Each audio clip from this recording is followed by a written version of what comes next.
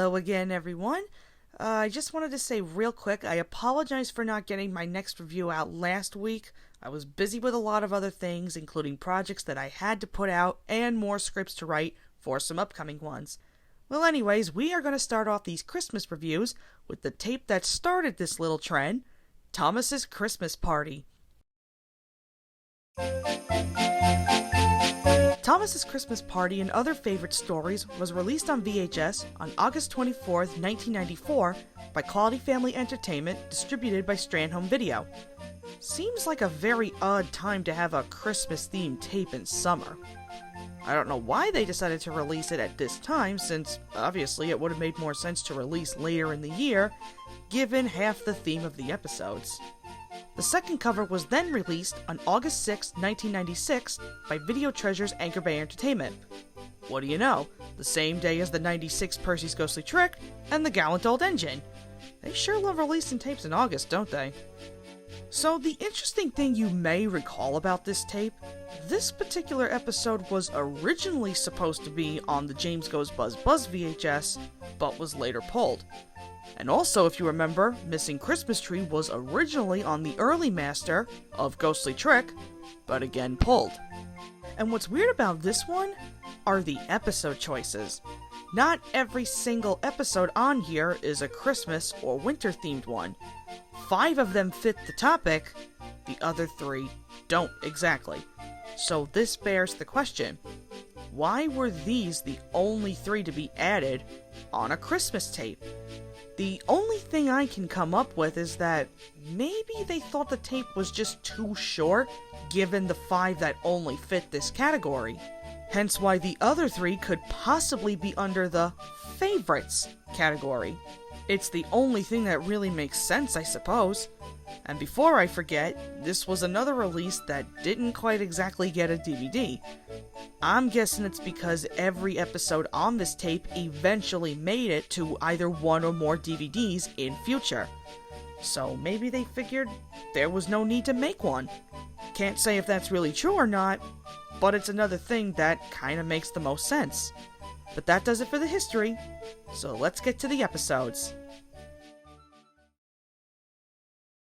So Christmas Party features 8 stories, all narrated by George Carlin once again.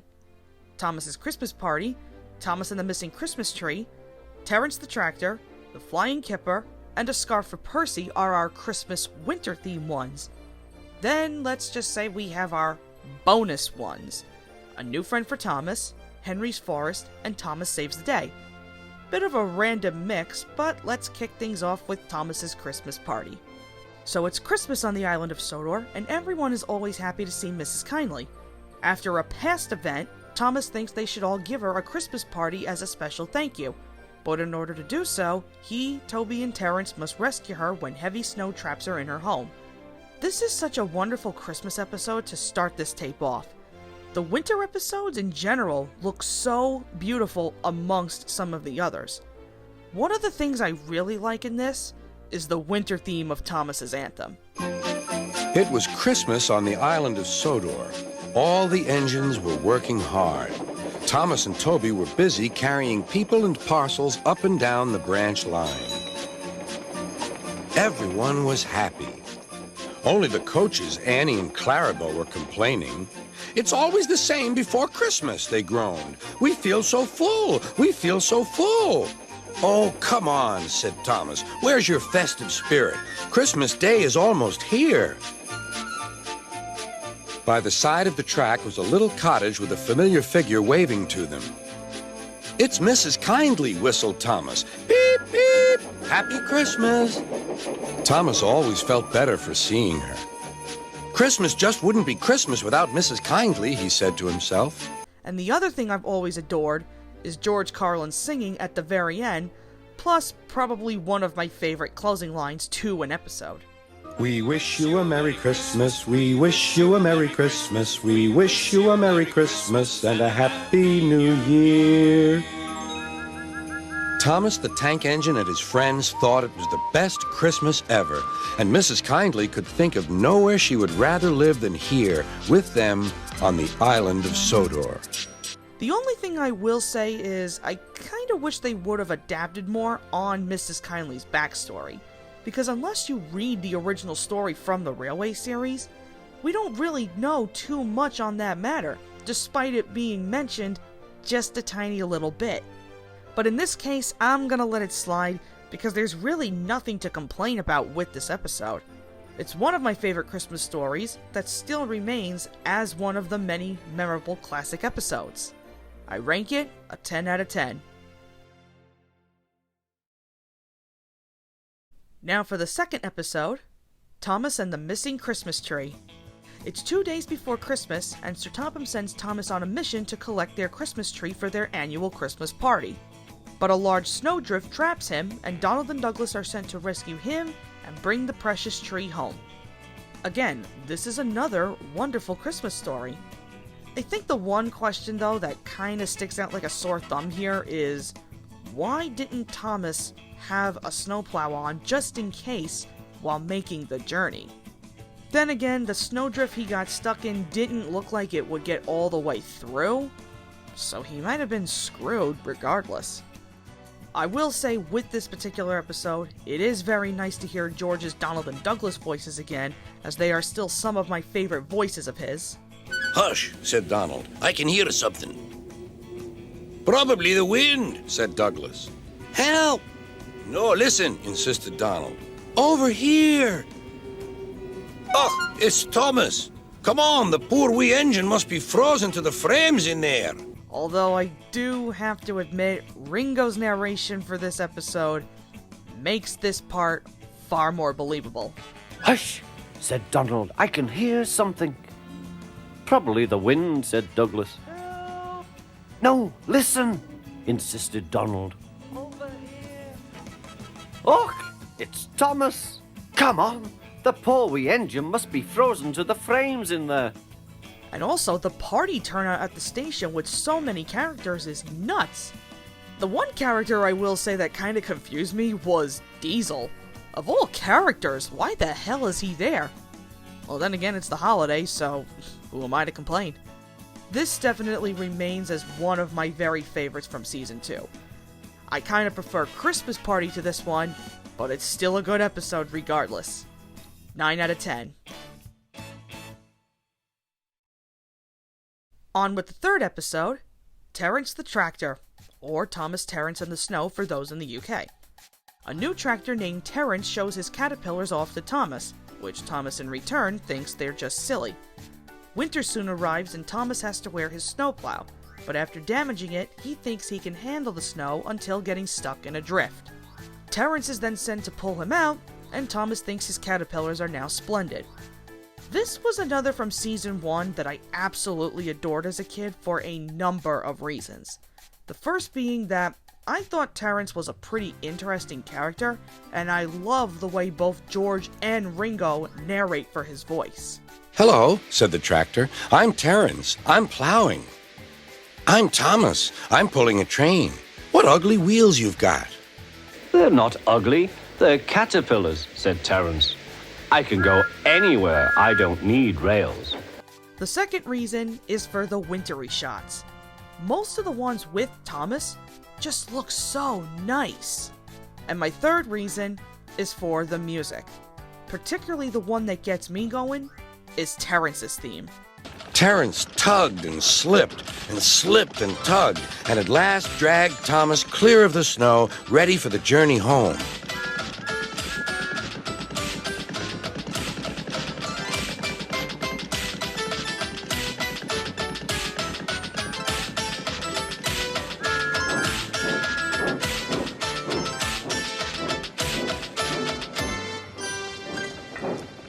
If there is one more thing I could add on to this, it's that I now really appreciate the life lesson this story teaches us.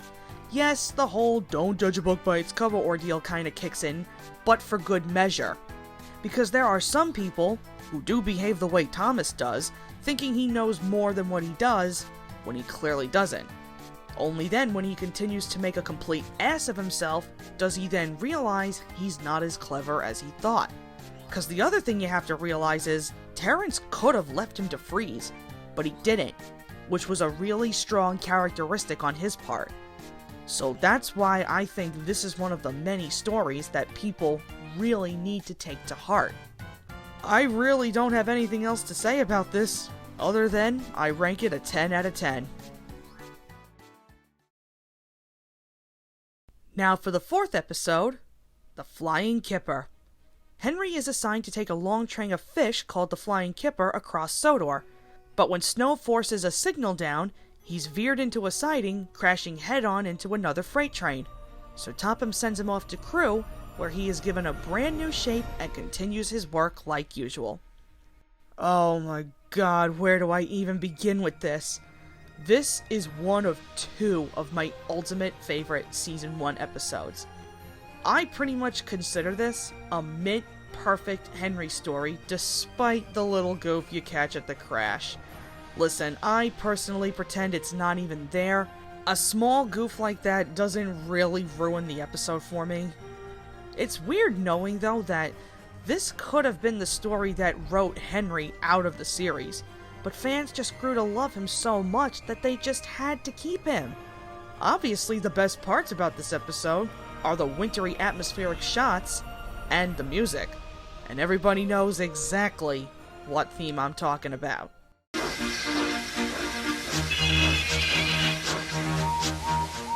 Come on, don't be silly, puffed Henry to the freight cars. The cars shuddered and groaned. Trickety-trock, all right. That's better, puffed Henry.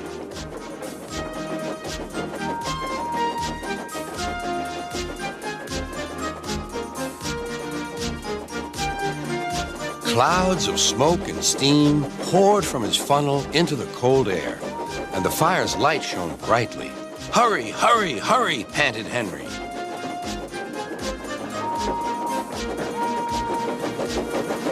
They were going well. The light grew better. Signal lights shone green as they passed.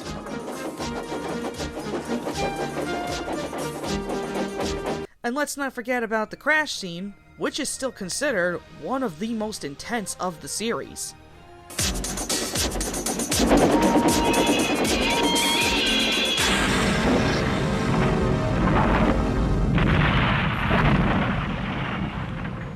How could you not love this episode? I personally do not see any flaws within the story, and it's no wonder why it is given such praise amongst fans. Most definitely, this is Henry's best story to date. 10 out of 10. And now for our fifth episode, A Scarf for Percy. Percy complains that his funnel is too cold and he wants to wear a scarf. Meanwhile, Topham is in process of taking visitors on a tour of the railway and is waiting for his trousers to take pictures in. But cheeky Percy is up to his old tricks and accidentally crashes into the baggage trolley, when he then receives his very own scarf. Okay, I'll admit this one is a bit silly to kick off Season 3 because of Percy's stubbornness, but it is still a really enjoyable episode. The mindset that Percy has wanting to wear what a human would in winter, again, is beyond silly. And it just had to be Percy who got this kind of story, being that he can be a cheeky little What really amazes me about this episode is the infamous crash scene. Percy gave them such a fright that boxes and bags burst everywhere. Oh, groaned Percy.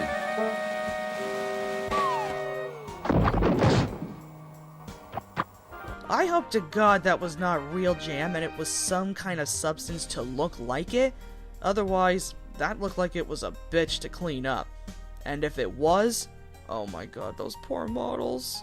If there's one flaw I had to gripe over, it's the fact that no one could hear Percy coming, which sounds just a bit impossible. At the ending too, when Percy is acting so uptight about the whole scarf thing, bruh, nobody is jabbing at you. Lighten the hell up. I can't really think of anything else to say other than I still have this as one of my favorite Season 3 episodes, but if I had to rank it properly, I'd give it a 9 out of 10. On with the sixth episode, A new friend for Thomas, or Thomas and Trevor. Edward takes Trevor to meet Thomas for the first time, as STH has assigned him to help out at his new harbor. Thomas is unsure who or what Trevor can do until he sees him hard at work and understand how useful traction engines are. Well, for starters, this episode is good, but I wouldn't necessarily call it a favorite for me personally.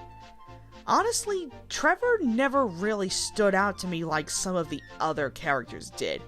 I think it was because he wasn't really in the stories too many times. However, the biggest positive I can give this episode is that of Thomas, who for the first time doesn't judge a new character super harshly. The story actually takes its time to smoothly flow so that Thomas sees how useful Trevor really is.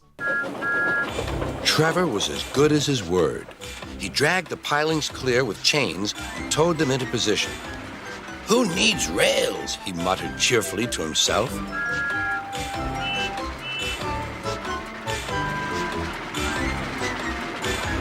Now I understand. And that's kind of the reason why I like this episode more than I do Save from Scrap, basically. I know this is kind of a short review for an episode, but yeah, I don't really have anything left to say about it. It's still not a favorite to me, but I do like it, so I'm giving it a 9 out of 10. On to our 7th episode, Henry's Forest. Henry loves to visit the forest every time he finishes his work. It's a very peaceful and special place to him. But when strong winds rip through the island and destroy the forest, everyone pitches in to make it look better than ever to cheer Henry up. Okay, well, sad to say that from my perspective, this episode has become quite controversial. Why is that? Well, it seems that a certain gentleman's thoughts on this have influenced quite the number of people. And I'm sorry if this comes off as rude, but I'm not letting a cranky old man's thoughts change the way I feel about this particular episode. I have my own personal reasons why I love it, and I'm not letting anybody ruin this story for me. Sorry. The other thing I've seen people complain about is this whole rule whatever number BS that I think is just bogus. I'm not saying you would see something like this happen IRL nowadays, but this is Thomas, folks. If the crew really cared about all that nonsense, then they would have bothered to mix it in with the story. When you look past all the BS, truthfully, this is a really heartwarming and very emotionally deep story that I'm sure a lot of us can connect with. You're not going to tell me that none of us have ever felt like what Henry did. Most of us have either lost something due to natural disasters or what have you, and I say that because I want to take this brief moment and send out my thoughts and prayers to those affected by the tornadoes a few days back. I wonder if we might just have a moment of silence.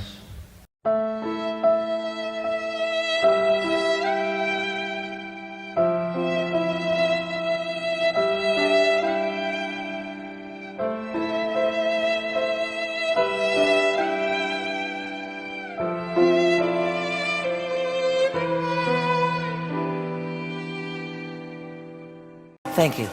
So yeah, I do believe this is one of Henry's best episodes, because I like the fact that he shows more of his sensitive side, especially for something that he truly cares about.